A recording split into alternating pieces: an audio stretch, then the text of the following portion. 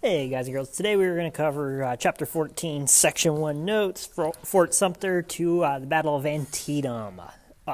Section 1 is going to cover two key concepts, 531A, the North's greater manpower and industrial resources with the leadership of Abraham Lincoln, among others, and the decision to emancipate slaves eventually led to the Union military victory over the Confederacy in the devastating Civil War.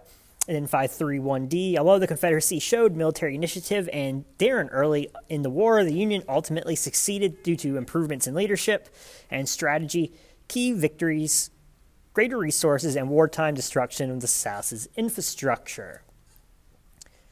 So what we're going to do today is look at the advantages and disadvantages both sides had going into the Civil War, and then, of course, the strategies both sides will pursue throughout the war.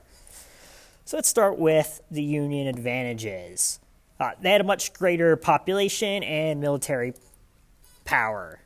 For example, they had a 5-2 advantage of fighting men compared to the Confederacy.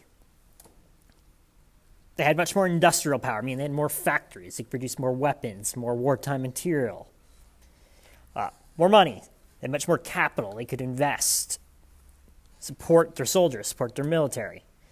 They had more railroads, made easier to transport their soldiers, but also transport goods, weapons, get everything needed, supplies needed by the army to the front lines.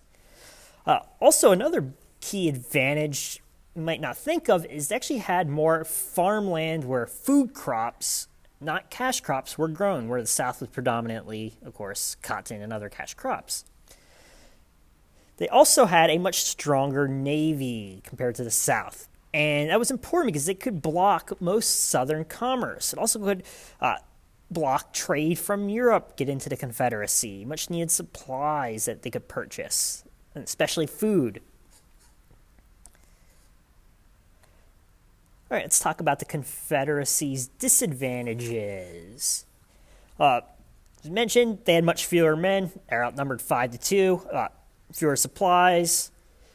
Not as industrialized as the North. One of their major factories of importance was the Tredegar Iron Works in Richmond, Virginia. There's a picture today. You can go visit and tour it.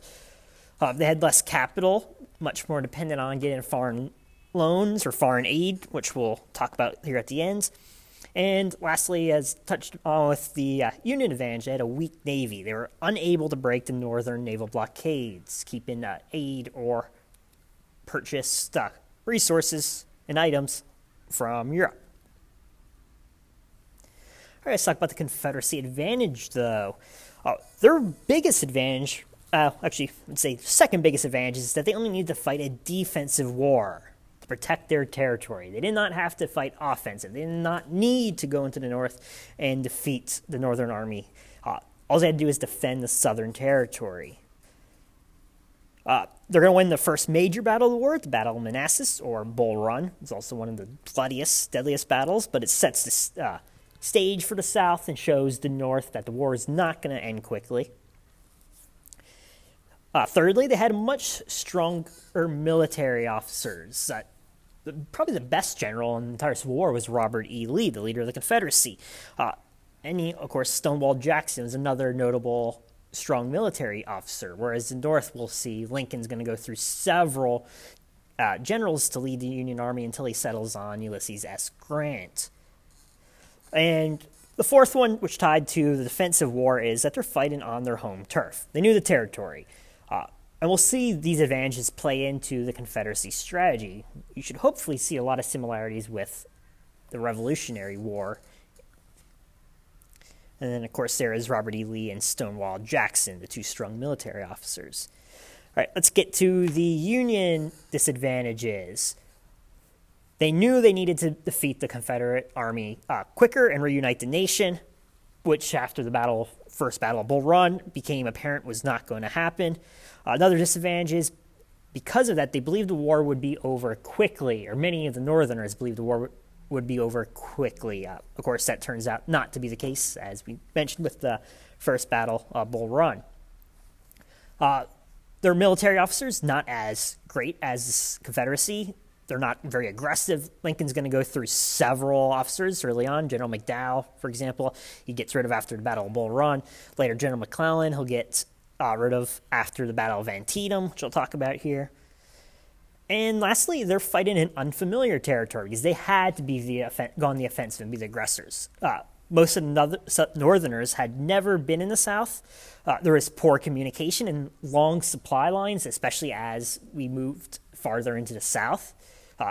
Part of that is the South didn't have the railroad infrastructure that the North had. So by having to go into Southern territory, put the Union at a disadvantage.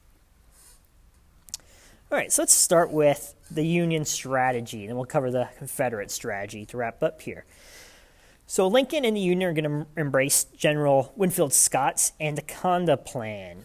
Basically what this Anaconda Plan called for was, let's blockade the South by sea, which was successful. Next, take control of the Mississippi River, and like a snake, slowly squeeze the Confederacy into submission. And eventually it will ultimately succeed, but it will hit some bumps along the way. But the blockade by the South by sea does work at the start of the war. Second, Lincoln's going to reorganize the Army on the Maryland-Virginia lines as the Army of the Potomac, and he's going to reorganize federal troops in the West as a separate army, and they have the orders to proceed down the Mississippi River and, again, divide the Confederacy, squeeze it into submission. Third, Lincoln's going to order General George McClellan to capture Richmond. Again, that's his first idea. Let's make this war end quickly. But McClellan is quickly defeated and forced to retreat.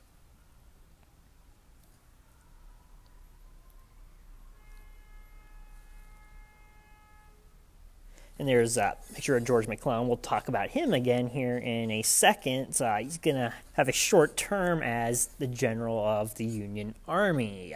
Lincoln's going to become fed up with him fairly quickly. All right, let's get to the Confederacy and their strategy. The president of the Confederacy, Jefferson Davis, and to his credit, smartly is going to adopt George Washington's Revolutionary War strategy. Survive, defend, drag the war out. Much like Washington drug the war out and eventually got England to grow tired and weary, debts from the war. He also, like Washington, formed an alliance with England. He was also hoping to form an alliance with England or potentially France in this case. And then in September of 1862, General Robert E. Lee is going to attempt to encircle D.C. at Antietam Creek in an attempt to really put the hurt on the North early on in the war and get it over quickly. This is going to fail after it clashes with General George McClellan's army, again, the leader of the Union Army. A couple of things about Antietam. It's considered an early turning point in the Civil War. This ended Robert E. Lee's first invasion of the North. He'll have a second last attempt invasion. We'll talk about that when we get to Gettysburg. It also allowed Abraham Lincoln to issue the Emancipation Proclamation. Lincoln wanted to issue it sooner, but many of his advisors said issuing it before winning a significant battle would come from a point of weakness. So by winning this signature battle, the first big win for the Union Army in the Civil War, gave him the open end to issue the Emancipation Proclamation. We'll talk about that next section. Third, it's going to dissuade France and Britain from supporting the Confederacy. Fourthly, as I said, Lincoln's going to grow tired of McClellan. General George McClellan, some military historians would argue, had a golden opportunity following the Battle of Antietam to chase Robert E. Lee and potentially force his surrender. Had he been able to take Robert E. Lee out of command of the Confederacy Army that early in the war, chances are the Civil War would not have lasted as long. But McClellan, for several reasons that he gave Lincoln, the supply lines weren't able to hold, his men were tired from the Battle of Antietam, decided not to pursue Robert E. Lee. Lincoln, after that point, grew tired of McClellan and removed him from command. Also, one last thing, a note of Antietam, it is one of the deadlier battles of the Civil War. 12,000 Union soldiers are killed and 10,000 Confederate soldiers. All right, guys and girls, that's a wrap on section 1 here. We'll see you guys in class.